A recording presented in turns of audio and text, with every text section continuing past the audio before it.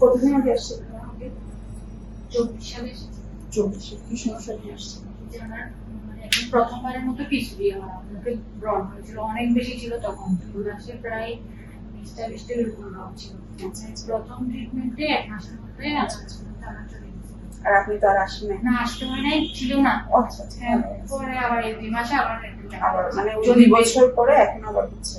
যদি আবার বেড়ে যায় তখন আচ্ছা, ওই সময় মোটামুটি আপনার তো পিসিওএস ছিল মনে হয়, ওই সময় পরীক্ষা করেছিলাম আমি। হ্যাঁ, তখনই প্রথম জানছি, আচ্ছা। আলট্রা দিয়েছিলেন, ওই বাড়ি জানতাম। আচ্ছা, এরপরে পিরিয়ড মোটামুটি ঠিক হয়ে গেছিল। এরপরে একটা গাইড দেখেছিলাম। আচ্ছা, ঠিক ছিল।